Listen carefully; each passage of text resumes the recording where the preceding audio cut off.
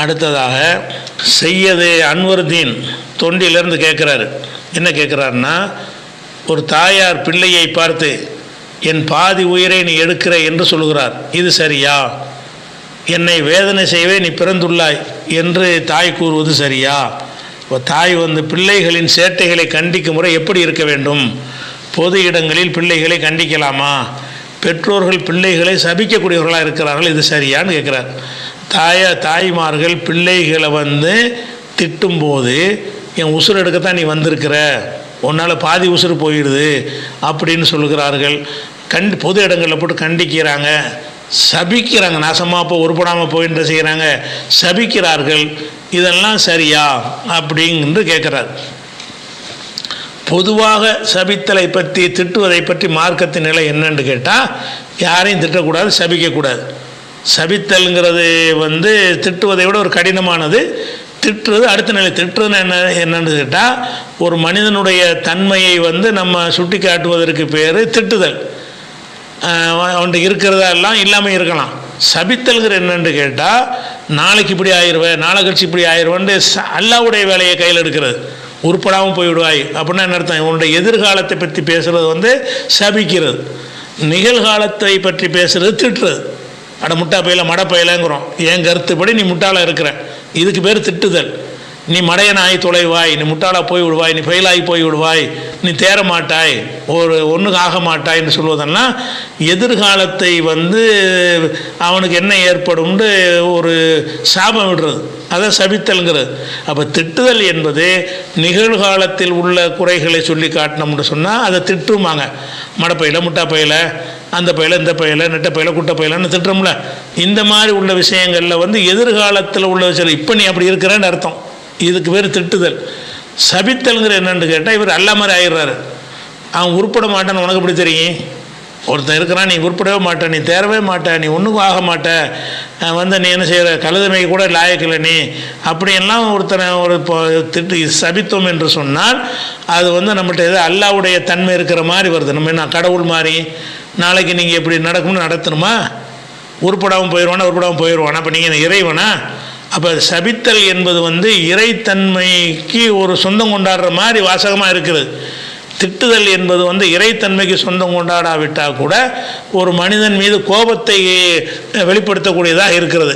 இதை பற்றி ரசூலுல்லாஹ் என்ன செய்கிறாங்கன்னு கேட்டால், சிபாபுல் முஸ்லிமி ஃபுசூக்குன், ஒரு முஸ்லிமை திட்டுறது பாவம், கித்தாலுஹு குஃப்ருன், கொல்றது இறை மறுப்பு.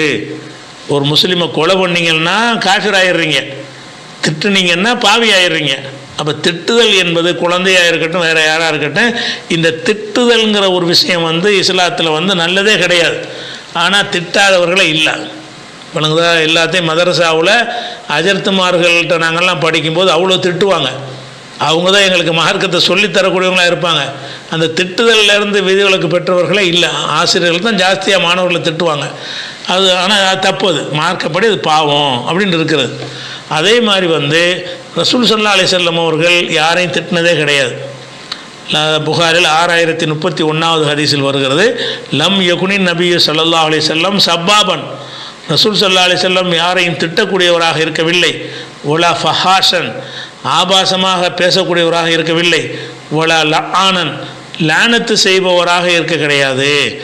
லானத்து செய்பவராக இருக்கிறது அதிகபட்சமாக அவரை கண்டிக்க நினச்சாங்கன்னு என்ன செய்வாங்கன்னா, மாலஹூ தரிப ஜபீனுஹூ, அவன் மண்ணா போகட்டும், அங்கே எல்லோரும் மண்ணாத்தான் போக போகிறோம், எல்லாருமே இறந்து போன பிறகு மண்ணாத்தான் போக போகிறோம், இந்த மாதிரி தான் அதிகபட்சமாக சொல்லுவாங்களே தவிர யாரையும் அவங்க சபித்தது கிடையாது, திட்டினது கிடையாது என்று இருக்கிறது. அப்போ திட்டுதல் என்பது ஒரு பெரிய ஒரு குற்றம், சபிக்கிறதும் ஒரு குற்றம். ரசூலுல்லாஹ் என்ன செய்வாங்கன்னா, சமயத்தில் சில ஆளை சபிச்சிருவாங்க.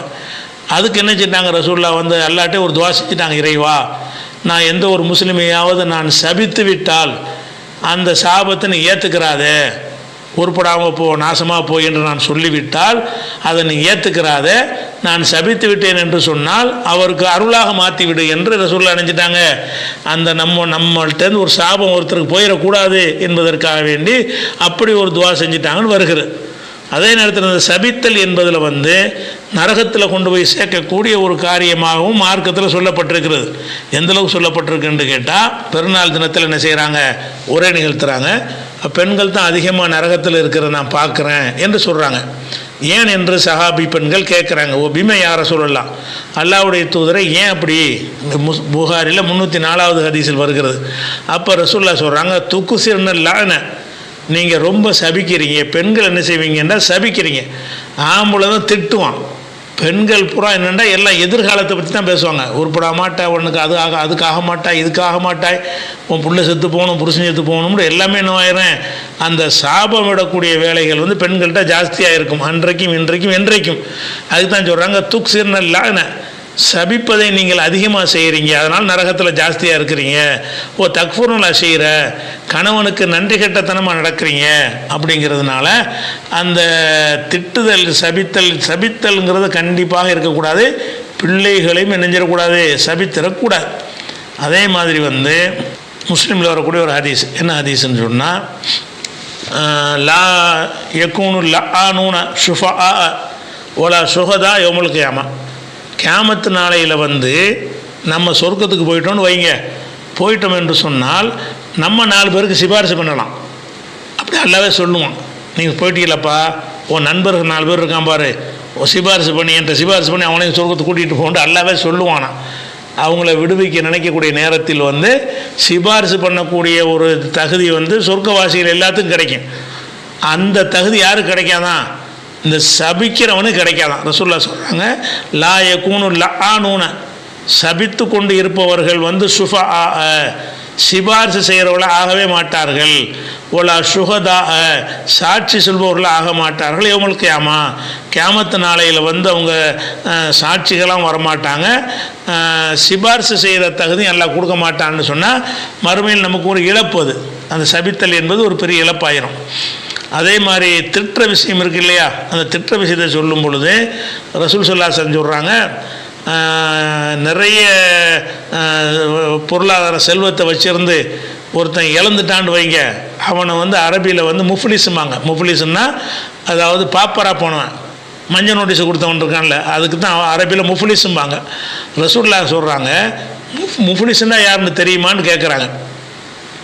அப்போ சஹாபாக்கள் அவங்க விளங்கி வச்சுருந்தபடி சொல்கிறாங்க, அல் முஃப்லிஸு ஃபீனா மல்லா திர்ஹமலஹு வலா மதா, யாரிடத்துல காசு பணம் சொத்து சுகம் இல்லையோ அவன் தான் முஃப்லிஸு அப்படிங்கிறாங்க. அப்போ ரசூலுல்லாஹ் சொல்கிறாங்க, இல்லை அவன் இல்லை முஃப்லிஸு, இன்னல் முஃப்லிஸ மின் உம்மத்தி, எனது உம்மத்தில் முஃப்லிஸுங்கிறவன் யார் என்று கேட்டால், ஏத்தி யௌமுல் கியாமத்தி பி ஸலாத்தின் வ சியாமின், கியாமத்து நாளையில் வந்து தொழுகை, நோன்பு, ஜக்காத்து இதெல்லாம் செஞ்சவனாக வருவான். ஆனால் ஒயத்திய கது சதம ஹாதா, அவனை திட்டியவனாக வருவான். ஓ கதவ ஹாதா, இவன் மீது அவதூறு சொன்னவனாக வருவான். ஓ அக்கல மால ஹாதா, அவனுடைய சொத்தை சாப்பிட்டவனாக வருவான். ஓ சஃபக்க தம ஹாதா, இவனுடைய இரத்தத்தை ஓட்டியவனாக வருவான். ஓ லரபஹாதா, அவனை அடித்தவனாக வருவான். இப்படி பல காரியங்களை செஞ்சுட்டு வருவான். நிறைய தொழுகை நோம்புலாம் வச்சுருப்பான். என்னடான்னு பார்த்தீங்கன்னா 10 பேரை திட்டியிருப்பான், 10 பேர் அவதூறு சொல்லியிருப்பான், 10 பேர் காசை சாப்பிட்ருப்பான், 10 பேரை கொலை பண்ணியிருப்பான், 10 பேர் அடிச்சிருப்பான். இந்த மாதிரி வருவான். இப்போ யூத்தா ஹாதா மின் ஹசனாத்திஹி, இவன் நன்மைகள் அவனுக்கு தூக்கி கொடுக்கப்படும். ஹாதா மின் ஹசனாத்திஹி, இவனுக்கு திட்டுனான்ல இந்த நன்மை அவன்கிட்ட கொடு, அடித்தான்ல இந்த நன்மை அவனுக்கு கொடுத்துருன்னு ஒவ்வொருத்தரும் பிடிங்கி கொடுத்துருவான். எல்லா நன்மையும் போச்சுன்னு சொன்னால் அவனுடைய தவறுகளை தூக்கி இவந்தகளில் வைக்கப்படும் என்று ரசூலுல்லாஹ் சொல்கிறாங்க. அதில் எதையும் குறிப்பிடுறாங்கன்றத திட்டத்தையும் குறிப்பிடுறாங்க. அந்த அடுத்தவனுக்கு செய்கிற அநியாயங்கள் பட்டியலில் முதல்ல குறிப்பிடுறது என்னென்னு கேட்டால், தீ கது சத்தம ஹாதா, அவனை திட்டியவனாக வருவான், ஒரு அடித்தவனாக வருவான், அவதூறு சொன்னவனாக வருவான்ங்கிற பட்டியலில் எதையும் ரசூலுல்லாஹ் சேர்க்குறாங்க, திட்டுவதையும் சேர்க்குறாங்க. எதுக்கு போட்டு திட்டுறிய, அந்த வந்துச்சுன்னா நம்மளுடைய அமல்கள் அழிஞ்சு போயிடும். அதே மாதிரி அந்த திட்டும்போது என்ன ஆச்சுன்னு கேட்டால் ரசூலுல்லாஹ் சொல்கிறாங்க, அல் முஸ்தப்பானி மாகாலா ஃபஅலல் பாதி, 2 திட்டக்கூடியவர்கள் என்ன சொல்லிக் கொள்கிறார்களோ அது வந்து ஃபஅலல் பாதி, எவன் ஆரம்பித்து வச்சான அவன் மீதான் வரும். மாலம் ஏத்ததில் மதுரும், அநீதிழைக்கப்பட்டவன் வரம்பு மீறாமல் இருந்தான் என்று சொன்னால் அவனுக்கு தான் அந்த பாவம் சேரும், ஆரம்பித்து வச்சவனுக்கு சேரும் என்ற அளவுக்கு ரசூல் ஸல்லல்லாஹு அலைஹி வஸல்லம் அவர்கள் திட்டுறதை கண்டிக்கிறாங்க. திட்டுறது நல்லது கிடையாது. அதே நேரத்தில் வந்து அந்த திட்டுறதில் ஏசுறதுல ஒரு விஷயம் இருக்குது. அதாவது சும்மா செல்லமாக தாயை திட்டுறது வந்து நாசமாக போகணும், அதுக்கு திட்டுவா, திட்ட மாட்டான். ஒரு பொருளற்ற முறையில் திட்டிடுறான், அதையும் தவிர்க்கத்தான் வேணும். ஆனால் அல்லாஹ் என்ன செய்வான்னு கேட்டால் பர்பஸாக அதை நினச்சிட்டு நாசமாக நீ போ அப்படி நினச்சிக்கிட்டு சொல்கிறதுன்னு ஒன்று இருக்குது. அந்த ஏதோ ஊரில் அப்படி பழகிட்ட சின்ன பிள்ளைகள் பழகிட்டதுனால என்ன செய்வாங்க, அடுத்து தொலைஞ்சு போடா, கொள்ளையில் போடா, கொள்ளையில் போகணுப்பாங்க. கொள்ளையில் போனால் அந்த காலராவில் போகிறதுக்குள்ள வார்த்தை அது என்ன, கொள்ளையில் போவான்னு சொல்லுவாங்க. அப்போ கொள்ளையில் போண்டு அதை நினச்சிட்டு ஒரு தாய் சொல்லுவா, சொல்ல மாட்டான். ஆனால் அதுக்கு அர்த்தம் அதுதான், அந்த தவிர்க்கத்தான் வேணும். ஒரு நேரம் இல்லாட்டி ஒரு நேரம் எல்லாம் ஏற்றுக்கிட்டான்னு சொன்னால் அது பிள்ளைய பாதிச்சிடும், தவிர்க்கத்தான் வேணும். ஆனாலும் அல்லாஹ் என்ன செய்கிறான்னு கேட்டால் அந்த சத்தியம் பண்ணுறோம்ல, சத்தியம் பண்ணுவது வந்து அல்லாஹ் மேலே சத்தியமாக ஒன்றை செஞ்ச மட்டும் நிறைவேற்றி ஆகணும். அல்லாஹ் மேலே சத்தியமாக நான் அதை செய்வேன், இதை தருவேன், இந்த வணக்கத்தை செய்வேன் அப்படின்னு சொல்லுவானே, ஆனால் அது வந்து நிறைவேற்றி ஆகணும். ஆனால் சில பேர் என்ன செய்வாங்கன்னா சத்தியம் என்ற நோக்கம்லாம் இருக்காது, அப்படியே பழகி இப்போ எதுக்கெடுத்தாலும் உள்ளாகின்றாங்க, எதுக்கெடுத்தாலும் அல்லாஹ் மேலே சத்தியமான்றான். அந்த மாதிரி சத்தியம் என்ற ஒரு நோக்கம் இல்லாமல் ஏதோ உன்னுடைய வழக்கத்தில் பழக்க வழக்கத்தின் அடிப்படையில் அந்த வார்த்தை யூஸ் பண்ணிட்டான்னு சொன்னால் அதை சத்தியம் எல்லாம் எடுத்துக்கிற மாட்டான். அல்லாஹ் சொல்லி காட்டுகிறான், லா யுஆஹிதுக்கும் அல்லாஹு பில்லஹ்வி ஃபி ஐமானிக்கும், உங்கள் சத்தியங்களில் வீணான வயிற்றுக்கு அல்லாஹ் பிடிக்க மாட்டான். வலாக்கி யுஆஹிதுக்கும் பிமா கஸபத்து குலூபுக்கும், உங்கள் உள்ளங்கள் எதை உறுதி பண்ணி சொன்னதோ அதுக்கு தான் அல்லாஹ் பிடிப்பான். அல்லாஹ் மேலே சத்தியமாக இதை தருவேன் என்று சத்தியம்தான் பண்ணுறேன்னு நினச்சிக்கிட்டு செஞ்சு அதை நிறைவேற்றாமல் இருந்தால் அல்லாஹ் பிடிப்பான்.